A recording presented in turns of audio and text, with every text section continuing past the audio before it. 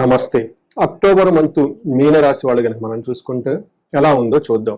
మీనరాశి వాళ్ళకి ఓవరాల్‌గా ఈ సంవత్సరం అంత అనుకూలంగా లేదు. దానికి కారణం వీళ్ళకి ఏలినాటి శని రెండో ఫేజ్‌లో ఉండటంతో ఒక ప్రాబ్లం. రెండోది మేజర్ గ్రహాలు ఏవైతే ఉన్నాయో శని కానివ్వండి, తర్వాత రాహుకేతులు కానివ్వండి, గురువు కానీ అంతా ప్రతికూలంగా ఉన్నాయి ఈ గ్రహాలన్నీ. దీనితో మీనరాశి వాళ్ళందరూ చాలా ఇబ్బందులు పడిపోతూ ఉన్నారు. పర్టికులర్‌గా ఉత్తరాభాద్ర నక్షత్రం కానివ్వండి, రేవతి నక్షత్రం కానీ చాలా మందికి బిజినెస్‌లో లాసులు రావటము, భార్యాభర్తల మధ్య గొడవలు రావటము, భార్యాభర్తల మధ్య అనవసరమైన మూడవ వ్యక్తి లేదంటే వేరే వాళ్ళు ఇంటర్ఫేర్ అవటం, వాళ్ళతో గొడవలు రావటం, ఇవన్నీ జరగటంతో పాటు చాలా మందికి జాబులు పోవటము, రిజిగ్నేషన్ చేయటం, ఇవన్నీ జరుగుతూ ఉన్నాయి. మీనరాశితో పాటు ఇంట్లో ధనుసు రాశి వాళ్ళు ఉన్నా, కుంభరాశి వాళ్ళు ఉన్నా, మేషరాశి వాళ్ళు ఉన్నా, పర్టికులర్గా సింహరాశి వాళ్ళు ఎవరైనా ఉన్నా కానీ ప్రాబ్లం చాలా అధికమయ్యి సిచ్యువేషన్స్ అంతా అవుట్ ఆఫ్ కంట్రోల్ అయిపోయేసి ఇబ్బందులు పడిపోతూ ఉన్న వాళ్ళు చాలా మంది ఉన్నారు. భార్యాభర్తల మధ్య చాలా మంది సపరేషన్స్ అవుతూ ఉన్నారు. బిజినెస్ చేసేవాళ్ళు బిజినెస్లు క్లోజ్ చేసుకుంటూ ఇబ్బంది పడిపోతూ ఉన్న వాళ్ళు చాలా మంది ఉన్నారు.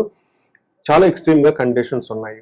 అయితే వీళ్ళందరికీ ఒక శుభవార్త ఏంటంటేనండి, మన శాస్త్రాలు వీటికి సంబంధించిన రెమెడీస్ చాలా ఉన్నాయండి. అవి చాలా మందికి తెలవక చేసుకోలేరు. శని యొక్క పెట్టే బాధల నుంచి ఇబ్బందులు పడిపోతూ ఉంటారు. కొన్ని స్తోత్రాలు, కొన్ని మంత్రాలు మీరు జపం చేయాలి, కొన్ని మీరు చేయలేరు. ఇవి వేద మంత్రాలు, దానికి పెద్ద ప్రొసీజర్ కావాలి. ఇవన్నీ కనుక చేసుకుంటూ ఉంటే ఈ యొక్క శని పెట్టే బాధల నుంచి 70% వరకు వాటి యొక్క తీవ్రతను మీరు తగ్గించుకొని హ్యాపీగా ఉండొచ్చు. ఈ యొక్క మాసం మీరు చూసుకుంటే అక్టోబర్ మంత్ కనుక మీరు చూసుకుంటే మీనరాశి వారికి ఇంకా చాలా ప్రాబ్లమాటిక్గా ఎక్కువగా ఉంది. చాలా ప్రాబ్లమాటిక్గా ఉందని మీరు గమనించుకోవాలి. జాబులు పోయే అవకాశం ఎక్కువగా ఉంటుంది. ధన ప్రవాహం అయితే అసలు రాదు. చాలా కష్టమైన టైం అనే పరిస్థితుల్లో మీరున్నారు. కానీ మీకు ఒక లక్, అదృష్టం ఏమంటే అక్టోబర్ మాసంలో 2 ముఖ్యమైన పండుగలు కూడా ఉన్నాయి. చక్కగా దసరా, దీపావళి ఎంతో ఆధ్యాత్మికంగా జరుపుకోండి. ఎవరైతే ఉన్నారో దసరా నవరాత్రుల పాటు చక్కగా నిష్ఠగా చేయండి. తర్వాత దసరా నుంచి దీపావళి మధ్యలో ఉన్న రోజులు కూడా చక్కగా నిష్ఠగా చేయండి. దీపావళి ధనత్రయోదశిని బాగా భక్తిగా ఆధ్యాత్మికంగా జరుపుకోండి. ఈ రోజుల్లో మీరు అమ్మవారికి సంబంధించిన, లక్ష్మీదేవికి సంబంధించిన పూజలు చేసిన, స్తోత్రాలు పఠించిన, అంతేకాకుండా కుబేర పాశుపతం చేయించుకున్న, మహాలక్ష్మి విశేష హోమం చేయించుకున్న, స్వర్ణలక్ష్మి విశేష హోమం చేసుకున్న, మీకు ఏదైతే ఇబ్బంది ధన ప్రవాహంగా ఉన్నారో ఆ ప్రాబ్లమ్స్ అన్నీ పోయేసి ధన ప్రవాహం రావడం స్టార్ట్ అవుతుంది.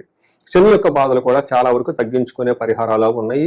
ఇవి ఎవరైతే చూస్తున్నారో, ఫీల్ అవుతున్నారో, ఇలాంటి ప్రాబ్లమ్స్ మీరు కనుక ఫేస్ చేస్తూ ఉంటే స్క్రీన్ మీద కనిపిస్తున్న నెంబర్ ద్వారా ఒక్కసారి నన్ను రీచ్ అవ్వండి, కన్సల్టేషన్ తీసుకోండి, పరిహారాలు చేసుకొని హ్యాపీగా ఉండొచ్చు.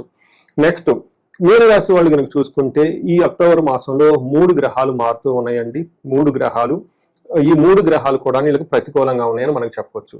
ఒకటి, మనకి సంస్కృతంలో మహర్షులు ఏం చెప్తారంటే ఈ రాశి వాళ్ళకి ఈ ప్రస్తుతం ఉన్న కండిషన్లో ఎలా ఉండబోతుందంటే పీడా మృతిం పుత్రలాభం యువత జని బాధ అని చెప్తారు. అంటే ఈ టైంలో సూర్యుడు 8th హౌస్లో ఉండటంతో ఏదో ఒక విధంగా బాధపడుతూ ఉంటారు, శారీరకంగా మానసికంగా. 8th హౌస్లో అగైన్ కుజుడు ఉండటంతో డేంజర్స్ టు లైఫ్ మృతిం అని చెప్తూ ఉంటారు. తర్వాత యువతి జన బాధ, ఎవరైతే లేడీస్ ఉంటారో యంగ్ గర్ల్ ద్వారా లేదంటే లేడీస్ ద్వారా చక్కగా విపరీతమైన ప్రాబ్లమ్స్ వచ్చే అవకాశం ఎక్కువగా ఉంటుంది.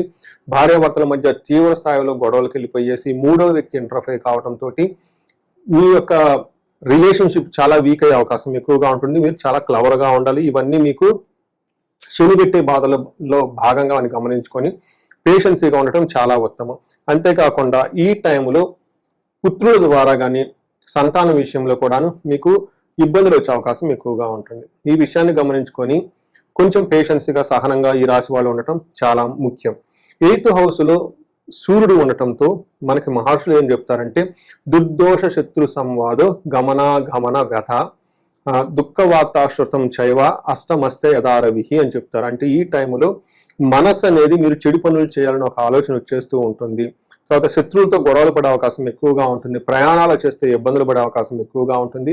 మీకు విచారం కలిగించే వార్తలు వచ్చేస్తాయి. మీరేదో ఎక్స్పెక్టేషన్స్ పెట్టుకొని ఈ బిజినెస్ అవుతుంది, లేదంటే ఈ ప్రాజెక్ట్ వస్తుంది, ఈ జాబ్ వస్తుంది, ఈ ప్రమోషన్స్ వస్తుంది, కొన్ని ఏదో ఆశలు పెట్టుకొని ఉంటే అలా ఏదైతే ఆ ఆశలు పెట్టుకొని ఉంటారో అది కాకుండా మీకు దాని గురించి చెడు వినే అవకాశం ఎక్కువగా ఉంటుంది.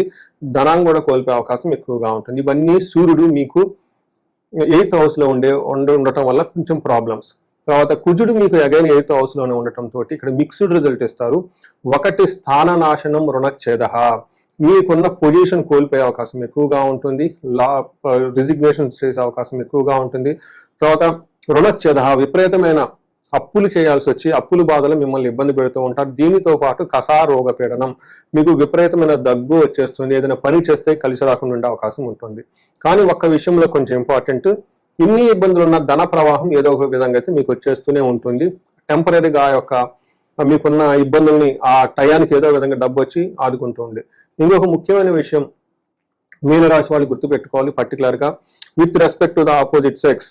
జెంట్స్ అయితే లేడీస్, లేడీస్ అయితే జెంట్స్ ద్వారా ప్రాబ్లం అయితే రాబోతుంది. 7వ ఇంట్లో శుక్రుడు ఉండటం వల్ల ఏమని చెప్తారంటే కోపాస్తదహ బీదిహి సర్వక్లేశ జీవనం స్త్రీ జాడ్యం మేహరోగాది భృగో సప్తమే ఫలం అని చెప్తారు. అంటే ఈ టైంలో మీకు స్త్రీలతో గొడవలు వచ్చే అవకాశం ఎక్కువగా ఉంటుంది. లేడీస్ అయితే జెంట్స్తో గొడవలు వచ్చే అవకాశం ఎక్కువగా ఉంటుంది. ఎప్పుడు ఏదో మానసికంగా దిగులుతో ఉంటారు, భయంగా ఉండి ఎక్కువ ఉంటుంది, విపరీతంగా కోప్పడే అవకాశం ఎక్కువగా ఉంటుంది. అయితే ప్రేమికులు మాత్రం లవ్ బర్డ్స్ ఎవరైనా ఉంటారో వాళ్ళకి లవ్ రొమాన్స్ కొన్ని విషయాల్లో మాత్రం చాలా అనుకూలంగా ఉందని మీరు గమనించుకోవచ్చు. అయితే భార్యాభర్తల విషయంలో ఆ లవ్ వచ్చేసి ఇబ్బంది పడకూడదు, అది చాలా ప్రాబ్లం మీకు క్రియేట్ చేస్తుంది. ఆల్మోస్ట్ మీకు విడిపోయేదాకా అవకాశం కూడా ఉంటుందని గమనించుకోవాలి. నెక్స్ట్ పూర్వభాద్ర, ఈ నక్షత్రం ఈ రాశిలో జన్మించిన నక్షత్రాలు కనుక చూసుకుంటే పూర్వభాద్ర, ఉత్తరాభాద్ర, రేవతి 3 నక్షత్రాలు ఉంటాయి. ఉత్తరాభాద్ర నక్షత్రం వాళ్ళకి 3 నక్షత్రాల వాళ్ళకి హెల్త్ కాంప్లికేషన్స్, రోగము చూపిస్తుంది కాబట్టి చాలా కేర్ఫుల్ గా ఉండాలి. తర్వాత దరిద్రం కూడా చూపిస్తుంది. మీకు ఫైనాన్స్ వస్తుంది కానీ అది వచ్చిన డబ్బు మీకు సరిపోక చాలా ఇబ్బంది పడిపోతూ ఉంటారు. తర్వాత ఒక చిన్న ఆశాజ్యోతి ఏంటంటే బుధుని వల్ల మీకు రాజ్య లాభము, ప్రమోషన్స్ వచ్చే అవకాశం కూడా ఉంది ఎక్కడో ఒక చోట, కానీ అతిగా భయపడుతూ ఉంటారు. ఫైనల్ గా చూసుకుంటే చాలా ప్రాబ్లమ్స్తో ఛాలెంజెస్తో కొంచెం ప్రమోషన్స్ వచ్చే అవకాశము, కొన్నిసార్లు మీకు కొన్ని రాశులకు ఉత్తరాభాద్ర రేవతి వాళ్ళకి కొంచెం లాభప్రదంగా కూడా ఉండే అవకాశం ఎక్కువ ఉంటుంది. పూర్వభాద్ర ఉత్తరాభాద్ర నక్షత్రం వాళ్ళకి గాయాలే అవకాశం ఉంటుంది. సో ఈ ప్రకారంగా చూసుకుంటే మీనరాశి వాళ్ళకి పెద్ద పెద్ద గ్రహాలు ఏవి అనుకూలంగా లేవు, అలానే ఫాస్ట్ గా మూవ్ అయ్యే గ్రహాలు కూడాను ఏవి అనుకూలంగా లేవు. కాబట్టి అక్టోబర్ మంత్ ఒక టఫ్ అయిన మంత్ అని మీరు గమనించుకోవాలి. ఈ మీనరాశి వాళ్ళకి నా క్లయింట్స్ కి నేను రీసెంట్ గా సజెస్ట్ చేస్తున్న ఒక రెమెడీ మీకు ఓపెన్ గా చెప్తున్నాను. ఒకటి, శనికి సంపూర్ణమైన శాంతులు చేయించుకోవడం చాలా చాలా ఇంపార్టెంట్.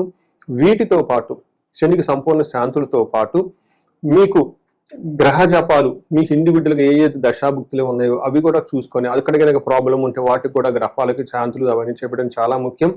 ఎవరైతే ఈ రాశి వాళ్ళు శనికి సంపూర్ణ శాంతితో పాటు దక్షిణ కాళీ అమ్మవారి యొక్క జపం చేయించుకోవడం చాలా ఇంపార్టెంట్. ఇది దశ మహావిద్యలోనే అమ్మవారి యొక్క శక్తి.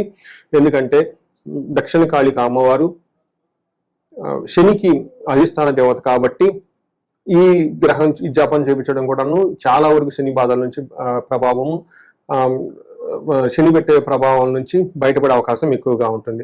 అంతేకాకుండా ఈ రాశి వాళ్ళు విపరీతంగా ధనం కోల్పోయే అవకాశం ఎక్కువగా ఉంటుంది, ధనానికి ఇబ్బంది పడే అవకాశం ఎక్కువగా ఉంటుంది, అప్పులు చేసే అవకాశం కూడా ఎక్కువగా ఉంటుంది. కొత్తగా వచ్చే రెవెన్యూ సోర్సెస్ ఆదాయం అనేది వీళ్ళకి ఉండదు.